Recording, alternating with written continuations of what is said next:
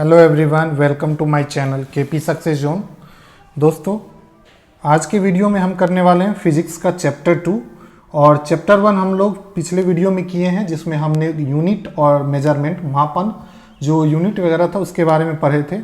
ठीक है, और बहुत सारे वैज्ञानिक यंत्र के बारे में भी उस वीडियो में पढ़े थे। तो अगर आप लोग उस वीडियो को नहीं देखें तो आप लोग प्लेलिस्ट में जाके देख सकते हैं। आज का चैप्टर है दोस्तों गति और गति के नियम। तो आज हम लोग पढ़ेंगे गति और गति के नियम, motion and law of motion. ठीक है, इसमें दोस्तों जो सबसे पहले देखेंगे वो है दूरी। दूरी क्या होती है? यदि किसी वस्तु द्वारा एक निश्चित समय में, तय समय में किए गए मार्ग की संपूर्ण लंबाई को दूरी कहते हैं। मान लीजिए कि अगर कोई पॉइंट ए है और ये पॉइंट बी है, अगर हमको ए से बी जाना है, ठीक है, कुछ टाइम लगेगा, मान लीजिए हमको t सेकेंड लगता है, तो ए से बी जाना है तो हम क्या कर सकते हैं, कुछ इस तरीके से भी जा सकते हैं, इस तरीके से भी जा सकते हैं, इस तरीके से भी जा सकते हैं, ऐसे भी कोई रोड से जा सकते हैं। तो ये सारा जो हो जाएगा ये क्या कहलाएगा? दूरी कहलाएगा। ये भी दूरी है, ये भी दूरी है, ये भी दूरी है, ये भी क्या कहलाएगा? दूरी कहलाएगा। दूरी में क्या होता है? कोई दिशा नहीं होता है। इसमें क्या है? कोई एक निश्चित दिशा नहीं होता है। ठीक है, एक निश्चित समय में जो हम लोग मार्ग को तय करते हैं उसकी संपूर्ण लंबाई को हम क्या बोल देंगे? तो दूरी बोल देंगे। ठीक है, अब देखिए दूरी में चूंकि दिशा नहीं है तो इसीलिए दूरी जो होता है, दूरी जो है ये क्या है? एक अदिश राशि है। दूरी कैसी है? तो अदिश राशि है। क्यों है दोस्तों? तो अदिश राशि वैसी राशि होती है जिसमें दिशा निश्चित नहीं होती है। तो दूरी में भी दोस्तों दिशा जो है वो निश्चित नहीं होती है। तो अगर पूछा जाए दूरी कौन सी राशि है, तो अदिश राशि है। ठीक है, अब बात करें दूरी का जो एसआई मात्रक होता है दोस्तों, एसआई मात्रक, दूरी का जो एसआई मात्रक होता है दोस्तों वो होता है मीटर। मीटर जो है दोस्तों वो क्या है? दूरी का एसआई मात्रक है। तो ये दो चीज़ आपको ध्यान रखना है दूरी के बारे में। दूरी में क्या होता है? दिशा नहीं होता है, निश्चित दिशा नहीं होता है, इसीलिए क्या है? अदिश राशि है। और दूरी का जो एसआई मात्रक होता है वो मीटर होता है। ठीक है, अब देखते हैं विस्थापन। विस्थापन में जो है दोस्तों एक निश्चित दिशा होती है। विस्थापन जो होता है दोस्तों, अगर मान लीजिए दो बिंदु है ए और बी, ए और बी दो बिंदु के बीच की लंबवत दूरी, मतलब एक सीधी रेखा में जब दूरी तय करेगी और एक दिशा होगा, कुछ इस तरीके से डायरेक्शन होगा, तो इसको हम क्या बोलते हैं? विस्थापन। और विस्थापन जो होता है ए और बीच की सबसे छोटी दूरी होती है, सबसे छोटा रास्ता होता है, छोटा मार्ग होता है, उसको क्या बोलते हैं? विस्थापन बोलते हैं। ठीक है, क्या बोलते हैं? विस्थापन बोलते हैं। एक सिंपल एग्जांपल देते हैं, जैसे कि देखिए अगर ये एक खेत है, आप लोग देखे होंगे खेत में, तो खेत में अगर हमको ये मेर है, हमको यहाँ से यहाँ पहुँचना है। ठीक है, तो अगर यहाँ से वहाँ पहुँचना है तो आप लोग देखे होंगे तो भैंस वगैरह होती है, गाय होती है, वो यहाँ से सीधे बीच से होते हुए यहाँ पहुँच जाती है फसल को बर्बाद करते हुए। तो यहाँ पे जो गाय जो ट्रेवल कर रही है, ये कर रही है क्या? डिस्प्लेसमेंट कर रही है दोस्तों। क्या कर रही है? डिस्प्लेसमेंट, मतलब कि क्या? तो विस्थापन। इसी को क्या बोलेंगे? विस्थापन। लेकिन हम लोग क्या है कि हमारा फसल खराब नहीं हो, इसीलिए हम इस तरीके से यहाँ पे पहुँचते हैं। ठीक है, तो ये जो हम लोग इस तरीके से पहुँचते हैं, तो हम लोग जो तय करते हैं वो पढ़ते हैं दूरी। हम लोग क्या करते हैं? दूरी तय करते हैं। तो कम, लेकिन तो भैंस लोग को क्या है? कम दूरी तय करना पड़ता है, मार्ग जो हो छोटा हो जाता है, लेकिन हमें क्या पड़ता है? घूम के जाना पड़ता है।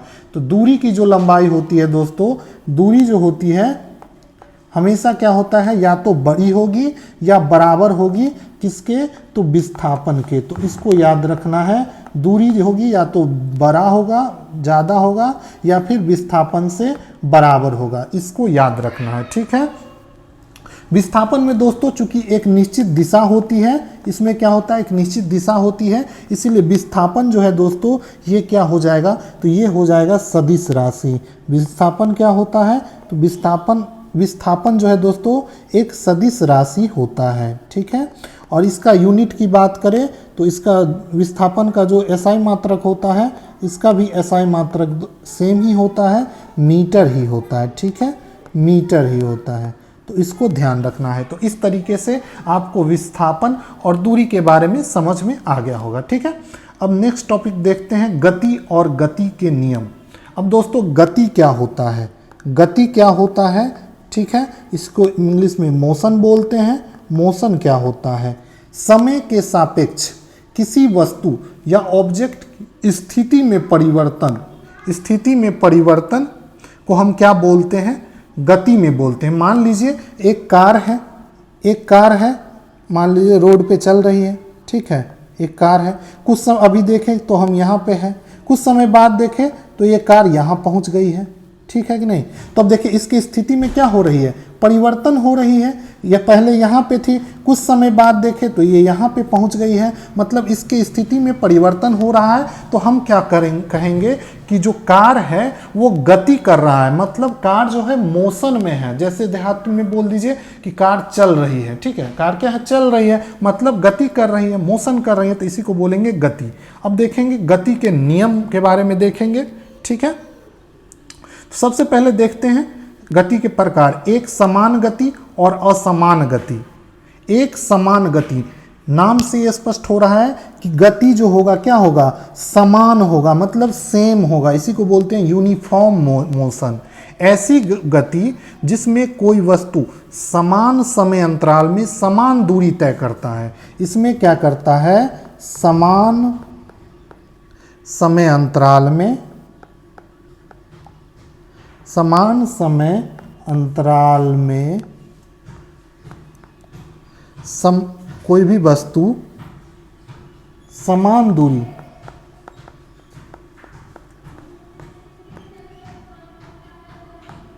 अगर समान समय अंतराल में समान दूरी तय करता है तो हम उसको क्या बोलेंगे, एक समान गति या फिर यूनिफॉर्म मोशन। मान लीजिए एग्जाम्पल के लिए कि अगर कोई कार, ठीक है, टाइम, कोई कार जो है वो टाइम मान लीजिए 5 मिनट में 10 किलोमीटर तय करती है, और फिर अगले 5 मिनट में भी जो है दोस्तों, अगले 5 मिनट में भी वो क्या करेगी, 10 किलोमीटर ही तय करेगी, मतलब समान दूरी तय करेगी। समान समय अंतराल में 5 मिनट में 10 किलोमीटर तय करती है, तो अगले 5 मिनट में भी अगर 10 किलोमीटर ही तय करेगी, मतलब वो सेम स्पीड से चल रही है, एक्सीलरेशन नहीं ले रही है।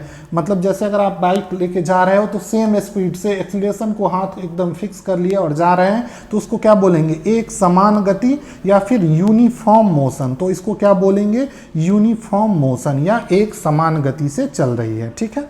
अब है दोस्तों असमान गति।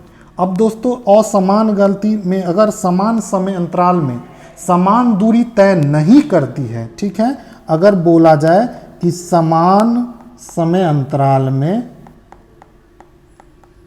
समान समय अंतराल में समान दूरी तय नहीं करती है, समान समय अंतराल में समान समय दूरी नहीं तय करती है, तो उसको हम क्या बोलेंगे, उसको बोलेंगे असमान गति या नॉन यूनिफॉर्म मोशन। जैसे एग्जाम्पल में ले लीजिए कि अगर मान लीजिए कि टाइम अगर 5 मिनट में कोई कार है वो 10 किलोमीटर की क्या करती है, दूरी तय करती है, लेकिन अगले 5 मिनट में ये जो है अब 10 किलोमीटर इसको तय करना चाहिए, लेकिन ये स्लो हो जाता है और 5 किलोमीटर की ही दूरी तय कर पाता है। तो हम यहाँ पे देखिए क्या है, समान, इसका जो गति है समान होगा, बिल्कुल नहीं होगा। तो इस स्थिति में हम बोलेंगे कि कार जो है वो क्या कर रही है, तो कार जो है वो नॉन यूनिफॉर्म मोशन, मतलब कि असमान गति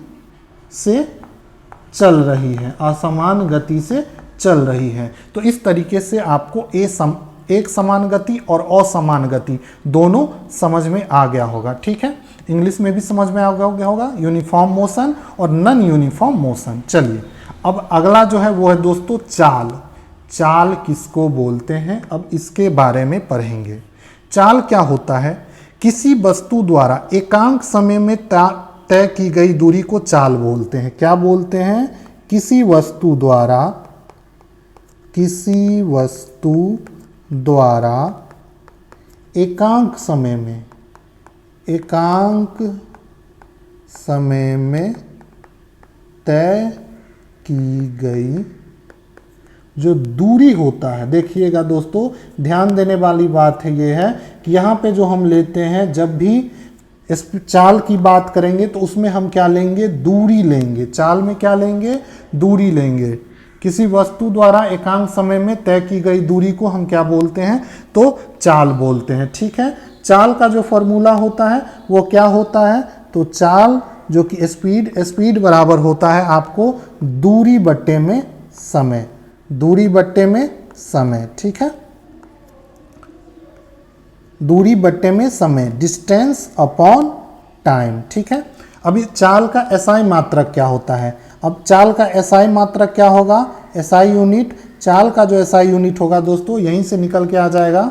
चाल का एसआई यूनिट हो जाएगा आपको दूरी बट्टे में समय है, तो दूरी का एसआई मात्रक होता है मीटर और समय का मात्रक हो जाएगा सेकेंड। तो मतलब इसको क्या लिख सकते हैं, मीटर प्रति सेकेंड। ये क्या हो जाएगा, चाल का एसआई मात्रक हो जाएगा। ठीक है, अब बात करते हैं वेग, वेलोसिटी की। ठीक है, चाल के बारे में एक और बता दें, क्योंकि चाल जो है दोस्तों इसमें दिशा निश्चित नहीं होती है, इसीलिए चाल जो है ये होती है अदिश राशि, अदिश राशि होती है, इसको भी ध्यान रखना है।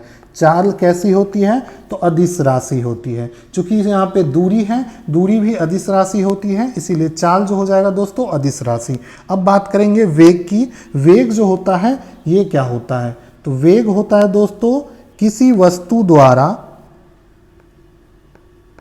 किसी वस्तु द्वारा एकांक समय में,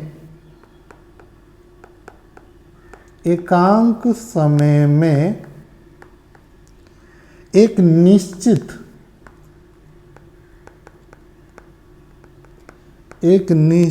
दिशा में तय की गई दूरी, एक निश्चित दिशा में तय की गई दूरी। ठीक है, जब भी एक निश्चित दिशा में दोस्तों फिक्स डायरेक्शन फिक्स हो जाएगा और तब दूरी तय होगा तो उसको हम क्या बोलेंगे, इसी को तो बोलते थे हम क्या, तो विस्थापन हो जाएगा। ठीक है, इसको क्या बोलेंगे, विस्थापन बोलते हैं। निश्चित दिशा में दूरी जब होगा तो दूरी ना होगा, ये क्या हो जाएगा, दूरी ना होके ये विस्थापन हो जाएगा, क्योंकि यहाँ दिशा जो है वो निश्चित है। तो इसीलिए वेग जो हो जाएगा, वेग क्या हो जाएगा, चूंकि यहाँ दिशा निश्चित है इसीलिए वेग जो हो जाएगा, वेग हो जाता है आपको सदिश राशि। वेग क्या हो जाएगा, तो वेग हो जाएगा सदिश राशि। ठीक है, वेग का भी जो फॉर्मूला होता है दोस्तों, वेग का भी फॉर्मूला देख लीजिए, सेम होता है। दूरी नहीं होगा, यहाँ पे निश्चित दूरी है तो इसको हम लोग लिखेंगे विस्थापन, इसको क्या लिखेंगे, तो विस्थापन अब बट्टे में समय। अब देखिए यहाँ से इसका भी एसआई यूनिट निकाल सकते हैं। ठीक है, इसका एसआई यूनिट क्या हो जाएगा, इसका एसआई यूनिट देखेंगे तो एसआई यूनिट विस्थापन का भी हो जाएगा दोस्तों मीटर और समय का तो सेकेंड होगा ही, तो इसका जो एसआई यूनिट हो जाएगा मीटर प्रति सेकेंड। तो इस तरीके से इसका भी एसआई यूनिट जो हो जाएगा दोस्तों वो क्या हो जाएगा, मीटर प्रति सेकेंड हो जाएगा, चाल का भी और वेग का भी। लेकिन चाल जो होता है वो अदिश राशि होगा और वेग जो होगा सदिश राशि होगा। ठीक है, इसी पे दोस्तों न्यूमेरिकल भी पूछा जाता है इस तरीके से, जैसा कि आप यहाँ पे देखिए पिक्चर में, एक पिक्चर दिया हुआ है, यहाँ पे देखिए कोई है, ये यहाँ से स्टार्ट करता है एक्स से और यहाँ पे फिनिश, यहाँ से स्टार्ट करता है और यहाँ पे जाके फिनिश करता है, और ये जो है दोस्तों दो तरह से गति करता है। ठीक है, एक तो है 100 माइल कवर करता है 10 घंटा में। ठीक है, 100 माइल कवर करता है और फिर बोला गया है 100 माइल कवर करेगा 10 घंटा में, तो टाइम यहाँ पे कितना हो जाएगा, 10 घंटा। ठीक है, डिस्टेंस कितना है दोस्तों, डिस्टेंस मतलब कि दूरी कितना कवर कर रहा है, तो 100 माइल।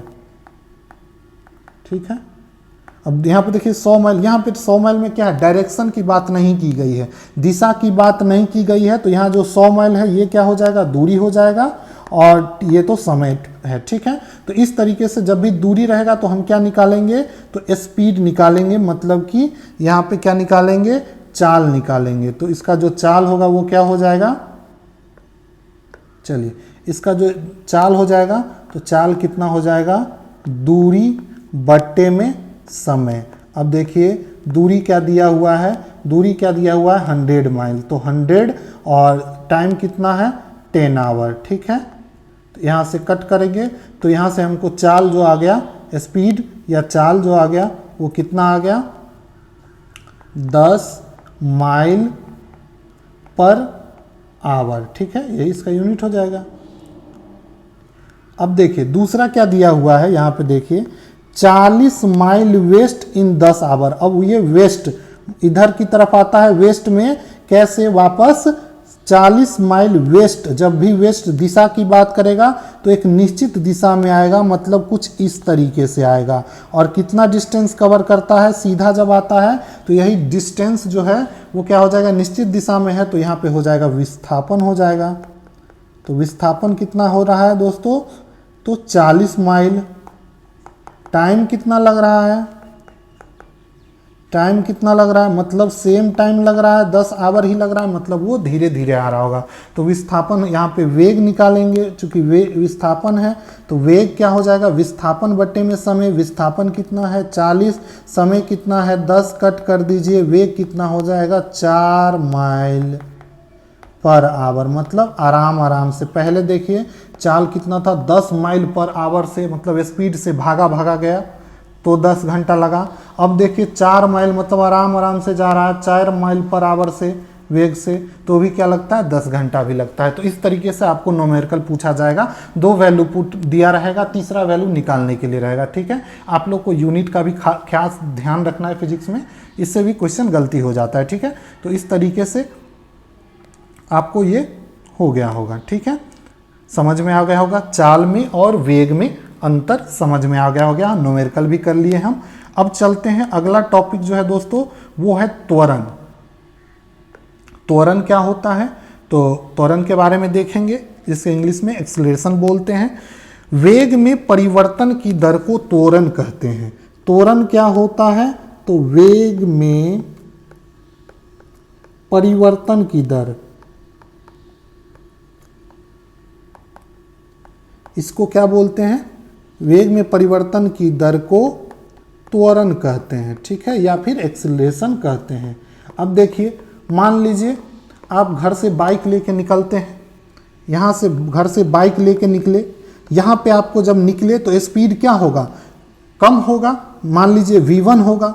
बाइक लेके घर से निकला कोई, ठीक है, इधर जाना है, इस समय क्या होगा, स्टार्टिंग में वेग क्या होगा v1। कुछ समय के बाद मान लीजिए 5 मिनट या 10 मिनट, कुछ समय के बाद आपका जो टाइम है, स्पीड है, वेलोसिटी है, वो कितना हो जाएगा, तो v2 हो जाएगा कि नहीं। घर से जब निकले तो आपका स्पीड कम होगा, अगर कम उसको हम मान लिए v1, और कुछ समय के बाद जब आप हाईवे पे आए तो आपका स्पीड ऑब्वियसली बढ़ जाएगा, तो उस समय बढ़ने के बाद जो आपका स्पीड रहेगा मान लिए वो है v2, ठीक है। तो वेग में परिवर्तन क्या होगा, तो वेग में परिवर्तन क्या होगा, तो v2 माइनस v1, ठीक है। पहले क्या था, कम था, बाद में ज़्यादा हो गया, ठीक है, हाईवे पे आने के बाद। तो वेग में परिवर्तन की दर, और जब भी दर की बात करें तो मतलब बट्टे में क्या लगाना है, समय लगा देना है, टाइम लगा देना है। तो इसी तरीके से एक्सीलरेशन जो निकल के आएगा वो क्या आएगा, वेग में परिवर्तन मतलब v2 माइनस v1, और दर बोल रहा है टाइम, तो नीचे में t लगा दीजिए, ठीक है, टाइम हो जाएगा। तो यही एक्सीलरेशन का क्या निकल के आ जाएगा दोस्तों, फार्मूला। एक्सीलरेशन का फार्मूला यही आ जाएगा, त्वरण का फार्मूला, एक्सीलरेशन, या फिर इसी को क्या बोलेंगे, त्वरण, ठीक है। अब देखिए इसका जो SI यूनिट क्या होगा, SI यूनिट। अब देखिए SI यूनिट ऊपर में क्या है, v2 माइनस v1, ये क्या है दोस्तों, ये क्या लिए थे हम, तो वेग लिए थे, वेलोसिटी लिए थे ना, वेग लिए थे। तो ऊपर में क्या है, वेग है, तो वेग का जो होता है वो क्या होता है, मीटर प्रति सेकेंड होता है कि नहीं SI यूनिट। और नीचे क्या है, समय है, तो इसका भी ले लीजिए समय। तो इस तरीके से एक्सीलरेशन का जो है त्वरण का जो SI यूनिट आएगा वो कितना आ जाएगा, तो मीटर प्रति 2 सेकेंड हो गया नीचे में, तो सेकेंड स्क्वायर हो जाएगा। तो त्वरण का जो SI मात्रक होता है वो क्या होता है, आपको मीटर प्रति सेकेंड स्क्वायर होता है त्वरण का SI यूनिट, ठीक है। तो इस तरीके से समझ में आ गया होगा। इस पर भी न्यूमेरिकल पूछा जाएगा, ठीक है, तो इसको भी आप लोग अच्छे से ध्यान रखिएगा। एक्सेलरेशन क्या होता है, v2 माइनस v1 बटे में t, ठीक है, आपको अच्छे से समझ में आ गया होगा। जब आप घर से बाइक लेके निकलते हैं तो इनिशियल में जो आपका स्पीड होगा क्या होगा, कम होगा या v1 होगा। कुछ समय के बाद, कम या ज़्यादा कुछ भी हो सकता है, कुछ समय के बाद आपका क्या हो जाएगा, v2 हो जाएगा जब आप हाईवे पे आएंगे तो इसमें वेग में जो परिवर्तन हुआ वो क्या हुआ, v2 माइनस v1, और उसको टाइम से मतलब जब डिवाइड कर देंगे तो वेग में परिवर्तन की दर हो जाएगा। उसी को तो हम क्या बोलते हैं, त्वरण बोलते हैं। तो वेग में परिवर्तन की दर को हम क्या बोलते हैं, त्वरण बोलते हैं, ठीक है। त्वरण आप लोग को समझ में आ गया होगा, ठीक है। चलिए अब आगे क्या है दोस्तों, वो है कोणीय वेग। अब है एंगुलर वेलोसिटी। कोणीय वेग क्या होता है, जब भी हम वृत्ताकार पथ पे चलते हैं, मतलब सर्किल में चलते हैं, कोई बाइक लेके देखते होंगे गोल गोल घूमता है, स्टाइल मारता है आजकल का लड़का सब, तो इस तरीके से मान लीजिए पहले यहाँ पे है, अब इस तरीके से घुमा तो यहाँ पे पहुँचा, ठीक है, तो कितना दूरी तय किया भाई। तो इस तरीके से उसको देखने के लिए एक यहाँ पे देखेंगे, एंगल ले लेंगे, यहाँ पे ये हो जाएगा रेडियस, और ये जो यहाँ से घुमा ये कितना हो जाएगा, थीटा एंगल घुमा, तो यही इसका डिस्टेंस जो हम लेंगे वो हो जाएगा थीटा, ठीक है। तो ओमेगा इजकल टू, तो ओमेगा जो होगा वो क्या होगा, एंगुलर वेलोसिटी। एंगुलर वेलोसिटी को हम ओमेगा से लिखते हैं, तो वेलोसिटी एंगुलर वेलोसिटी बराबर क्या हो जाएगा, दूरी बटे समय होता है। तो दूरी यहाँ पे कितना है, तो थीटा दूरी तय किया, और कितना समय में, तो टी समय में, तो यही हो जाएगा दोस्तों omega equal to theta upon T. Omega equal to theta upon 2। Theta जो है यहाँ पे क्या डिपेंड कर दिखाता है, तो दूरी दिखाता है, मतलब यहाँ से यहाँ आ गए, पहले यहाँ थे, पहले यहाँ पे थे, अब यहाँ पे आ गए, कितना दूरी तय किए, तो थीटा दूरी तय किए, ठीक है। और ये जो है दोस्तों ये जो है रेडियस है, और ओमेगा जो है यहाँ पे क्या है, एंगुलर वेलोसिटी दिखाता है। टी जो है ये हमारा क्या है, वो तो समय है, ठीक है। और ओमेगा क्या है, ये क्या है, कोणीय वेग, ठीक है। ओमेगा यहाँ पे क्या है, तो कोणीय वेग, ठीक है। तो इस तरीके से ये कोणीय वेग का भी आपको समझ में आ गया होगा, और इस पे भी न्यूमेरिकल आएगा तो आप कर सकते हैं। एक और फार्मूला याद रखिए यहाँ पे कि रेखीय चाल, रेखीय चाल मतलब जब एक रेखा में चलते हैं तो वो वाला जो चाल होता है, जो नॉर्मल वेलोसिटी या वेग बोलते हैं, वो जो होता है वो किसके बराबर होता है, तो होता है कोणीय चाल गुने, कोणीय चाल गुने त्रिज्या, ठीक है। अब देखिए यहाँ पर रेखीय चाल मतलब नॉर्मल वेलोसिटी जो होगा वो क्या हो जाएगा, कोणीय वेग। कोणीय वेग मतलब यहाँ पे क्या है, कोणीय वेग ओमेगा, और त्रिज्या क्या है, तो ये हो जाएगा आर। तो यहीं से जो निकल के आता है वो क्या निकल के आता है, तो v बराबर ओमेगा आर, ठीक है। ये जो है ओमेगा है, डब्लू मत समझिएगा, ठीक है।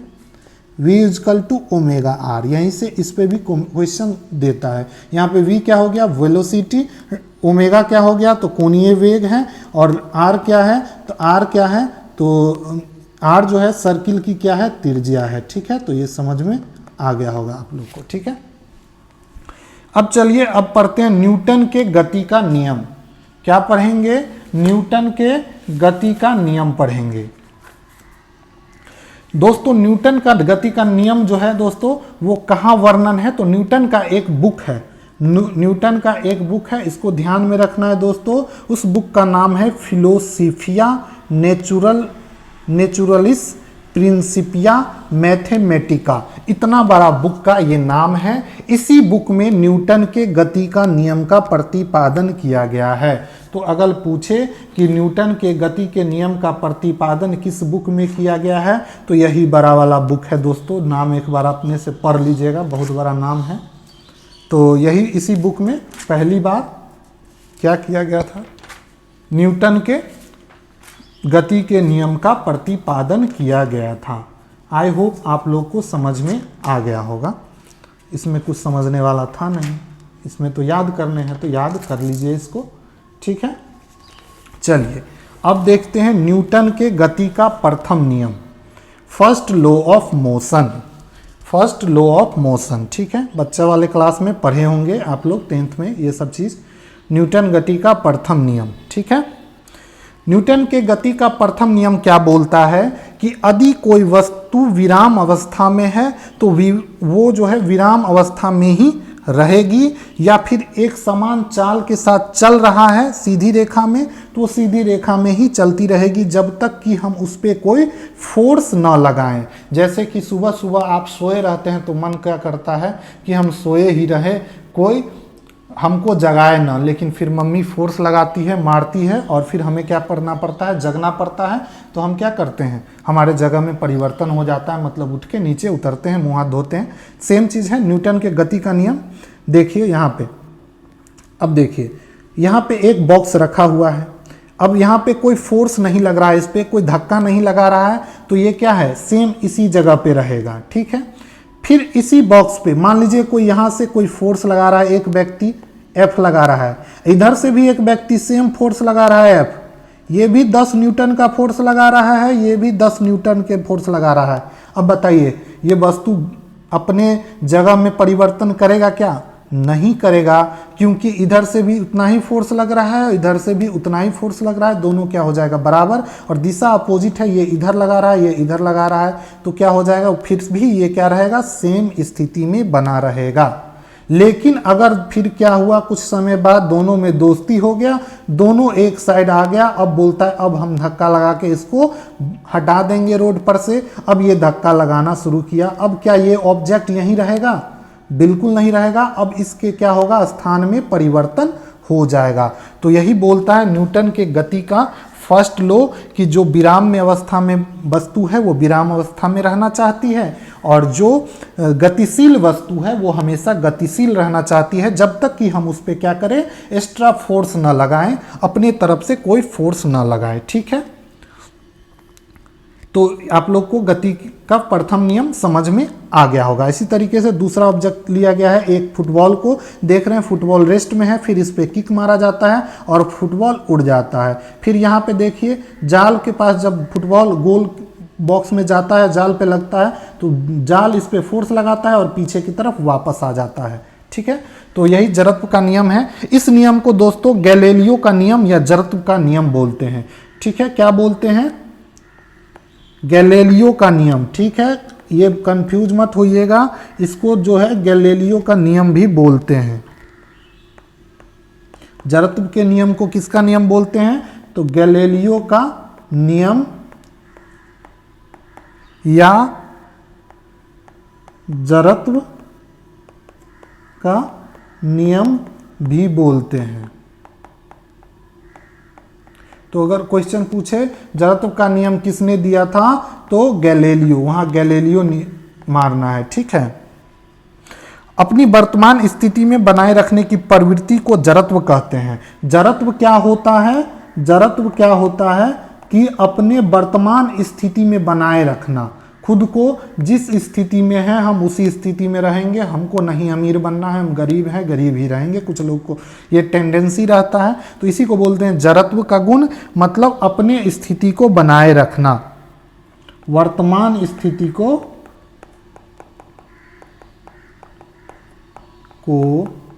बनाए रखना, ठीक है।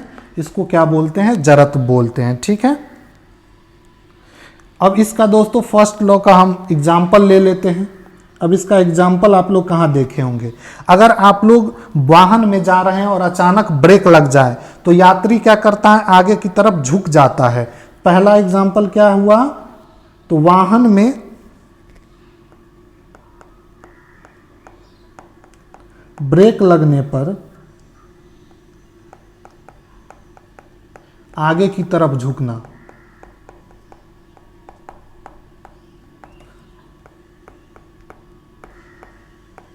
होता क्या है कि जब हम बस में बैठे रहते हैं तो जब ब्रेक लगाया जाता है तो हम चाहते हैं कि हम जिस स्थिति में बैठे हैं उसी स्थिति में बैठे रहे, लेकिन जब ब्रेक लगाया जाता है तो क्या होता है, इसी कारण से जब हम आगे की तरफ झुक जाते हैं, अपने सेम स्थिति में बनाए रखना चाहते हैं, इसी कारण से।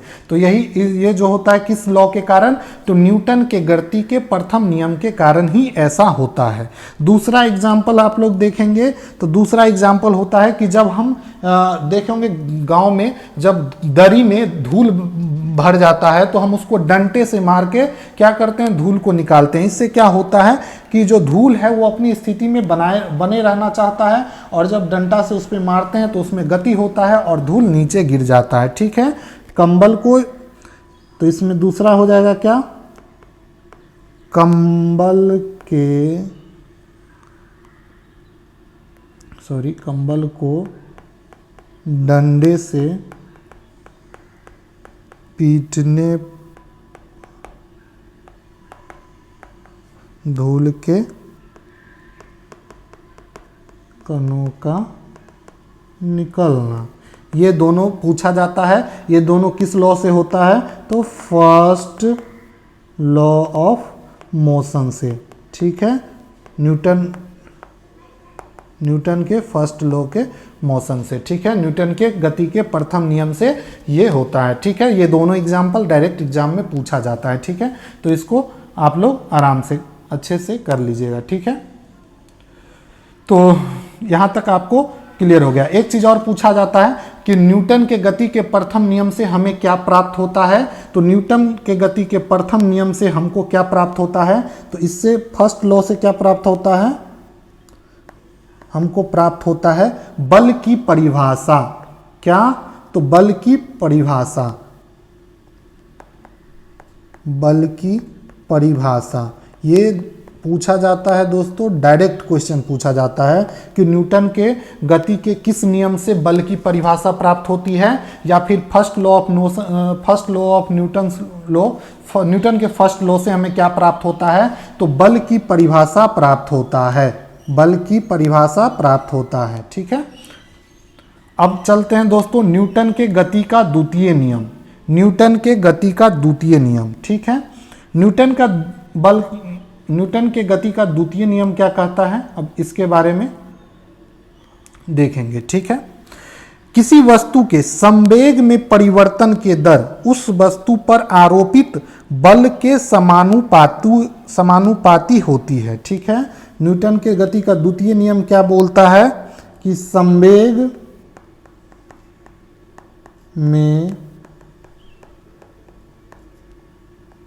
परिवर्तन की दर, संवेग में परिवर्तन की दर जो होता है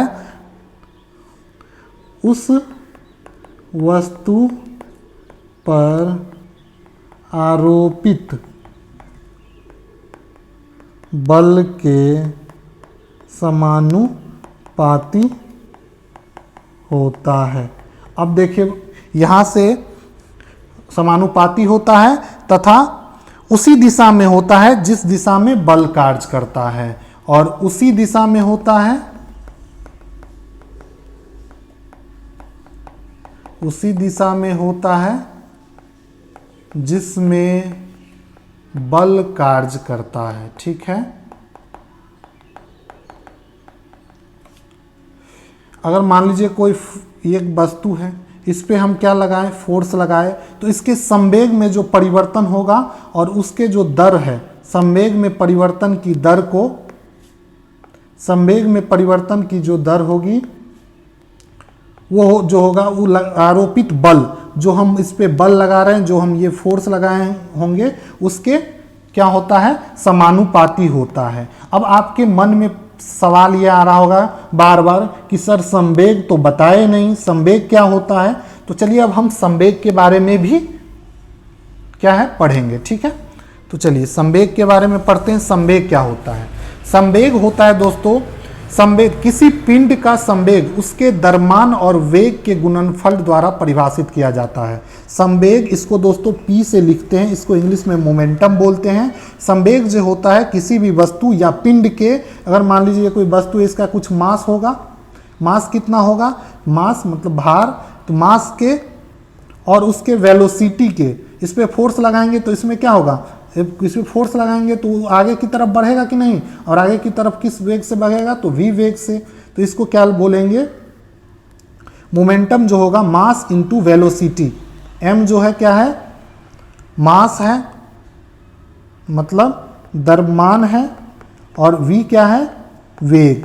तो वेग और ये क्या है, संवेग। तो संवेग जो होता है द्रव्यमान और वेग के गुणनफल को हम क्या बोलते हैं, संवेग बोलते हैं। संवेग जो होता है द्रव्यमान और वेग के गुणनफल को बोलते हैं, ठीक है, संवेग बोलते हैं, ठीक है।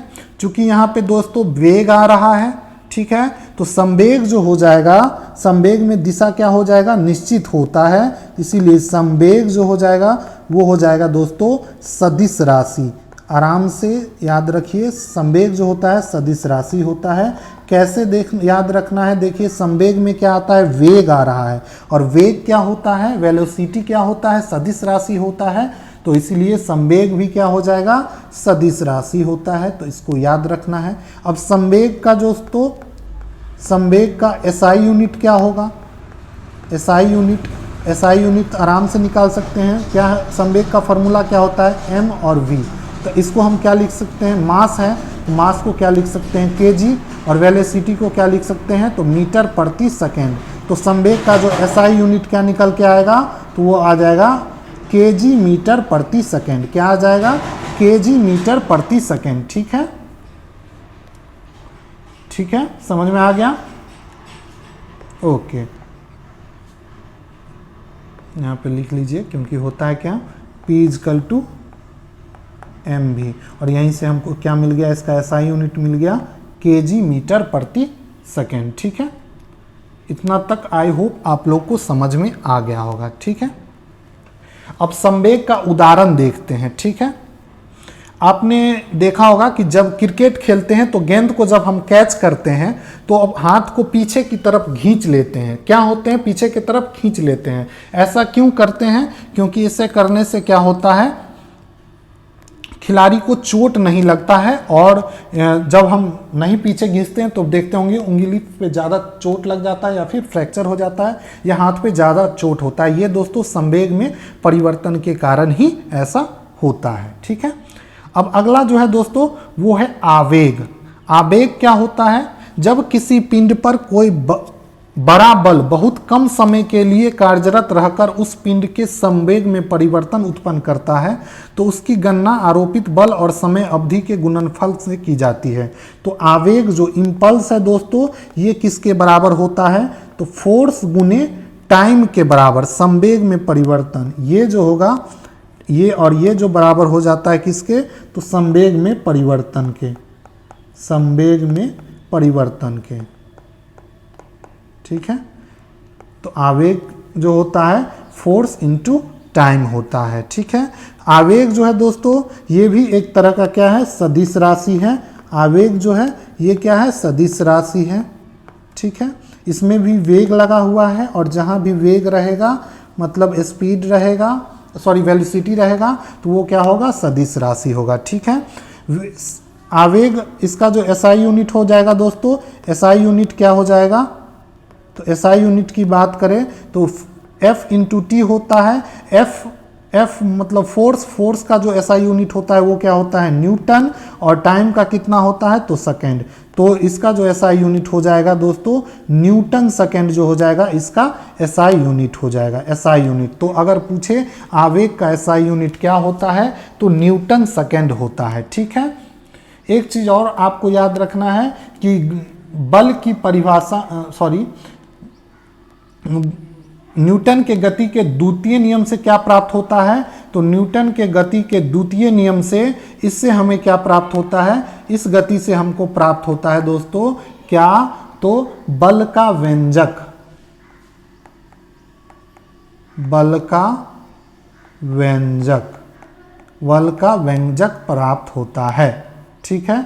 और बल का व्यंजक क्या होता है दोस्तों, तो बल का व्यंजक क्या होता है, तो बल का व्यंजक, और वो व्यंजक है F equal to mass into acceleration, ये प्राप्त होता है। अब ये कैसे प्राप्त होता है, तो देखिए यहाँ से आपको बताते हैं। यहाँ पे क्या था दोस्तों, न्यूटन के गति, संवेग में परिवर्तन की दर।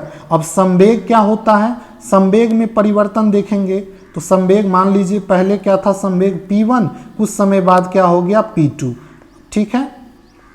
P1 था, फोर्स लगाए तो क्या हो गया, P2 हो गया। संवेग में परिवर्तन हो रहा है तो ये जो होता है, क्या बताए थे कि फोर्स जो आरोपित बल के समानुपाती होता है, तो F जो हो जाएगा डायरेक्टली प्रोपोर्शनल टू संवेग में परिवर्तन की दर, मतलब P2 minus P1 upon T, यही ना होगा संवेग में परिवर्तन की दर। अब इसको क्या लिख सकते हैं दोस्तों, P2 ये संवेग हो गया, तो इसको क्या लिख सकते हैं, m into V2 minus m into V1 और बट्टे में T। अब यहाँ से क्या निकल के आ गया, m into V2 minus V1 बट्टे में T। अब देखिए दोस्तों, ये क्या है, वेग में परिवर्तन की दर है कि नहीं है, ये जो है वेग में परिवर्तन की दर है, और वेग में परिवर्तन की दर को ही हम क्या बोलते हैं, एक्सीलरेशन बोलते हैं कि नहीं।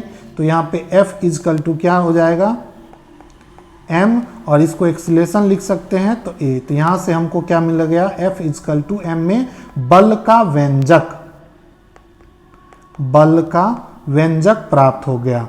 तो बल का व्यंजक जो है वो किस न्यूटन लॉ से प्राप्त होता है, तो सेकेंड लॉ से। तो ये क्वेश्चन पूछा जाता है कि बल का व्यंजक किस गति के नियम से प्राप्त होता है, तो न्यूटन के द्वितीय गति के नियम से बल का व्यंजक प्राप्त होता है। और ये बल का व्यंजक क्या होता है, सूत्र होता है F इजकल टू m में, ये एक सूत्र है, इसको भी याद रख लीजिए, मास इंटू एक्सीलरेशन। यहाँ पे m जो है दोस्तों, वो m क्या दिखाता है, तो यहाँ पे जो m है वो दिखाता है वस्तु के द्रव्यमान।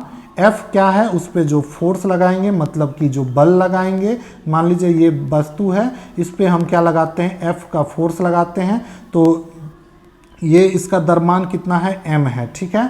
तो ये क्या करेगा, अपने जगह पे चेंज हो जाएगा, तो इसमें क्या हो जाएगा, एक्सीलरेशन होगा, ठीक है। तो इसी में यहाँ पे a जो हो जाएगा वो क्या हो जाएगा, त्वरण, ठीक है।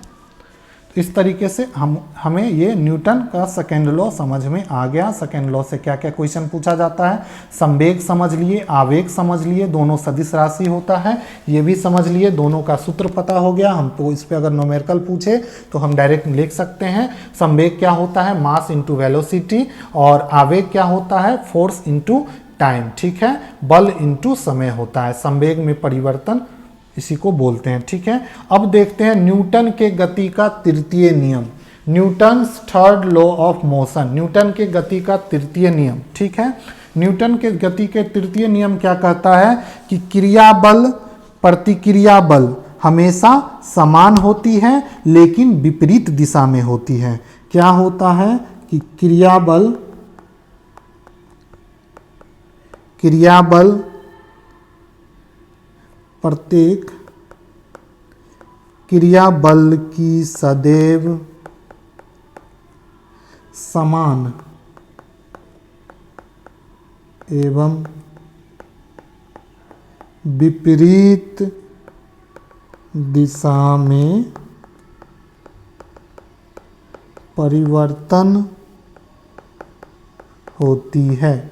जैसे कि मान लीजिए अगर आप दीवार पे मुक्का मारोगे तो क्या आपके हाथ पे भी चोट लगेगा कि नहीं, तो वही चीज़ है कि अगर आप दीवार पे फोर्स लगा रहे हो तो दीवार भी आपके ऊपर उतना ही फोर्स लगा रहा है। इसी यहीं पे दोस्तों क्या काम करता है, न्यूटन का थर्ड लॉ क्या करता है, न्यूटन का थर्ड लॉ क्रिया बल प्रतिक्रिया बल के बराबर होती है और दिशा विपरीत दिशा में होती है। मान लीजिए ये दीवार है, इस पे आप इधर की तरफ फोर्स लगा रहे हो, तो दीवार आपके हाथ पे इधर फोर्स लगाएगा और सेम लगाएगा तो आपको भी क्या होता है, चोट लग जाता है इसी कारण से, ठीक है। तो इस किसके कारण होता है, तो न्यूटन के गति के तृतीय नियम के कारण होता है, ठीक है। और ये दोनों बल है दोस्तों सेम समय में काम करता है, क्या करता है, एक ही समय में काम करता है, एकदम जरा भी नहीं टाइम लगाएगा आपको लौटाने में। अगर आप किसी को मारोगे तो वो भी तुरंत मार देगा, तो आपको भी चोट लग जाएगा। एक समय में ये घटित होता है, ठीक है, सेम समय में घटित होता है। इसके एग्जाम्पल में अगर देख ले दोस्तों, तो इसके एग्जाम्पल में देख ले, जैसे बंदूक से गोली चलाते समय पीछे की ओर झटका लगना। जब भी आप गोली को बंदूक चलाते हैं तो क्या होता है, पीछे की तरफ झटका लगता है। और ये झटका किस कारण से लगता है, तो न्यूटन के गति के तृतीय नियम से गोली तेजी की तरफ आगे की तरफ निकलता है तो वो पीछे की तरफ फोर्स लगाता है, जो कि अपोजिट लगाता है, सेम समय में लगाता है। तो इसके उदाहरण को बिल्कुल याद रखना है, उदाहरण ही क्वेश्चन में पूछा जाता है। पहला उदाहरण क्या है, तो बंदूक से गोली चलाते समय पीछे की तरफ झटका लगना। ये किसके कारण होता है, तो थर्ड लॉ ऑफ मोशन से। ठीक है। दूसरा दोस्तों, रॉकेट का ऊपर उठना, ये भी किसके कारण से होता है, तो थर्ड लॉ ऑफ मोशन के कारण ही होता है। एक चीज याद रखना है आप लोग को, अगर कोई वस्तु प्रकाश की गति के समतुल्य गति से गति करेगा तो उस पे न्यूटन का जो नियम है, गति विषय का जो नियम है न्यूटन का, वो प्रभावी नहीं होगा। अगर प्रकाश की गति से ट्रेवल करेगा, प्रकाश की गति से कोई कण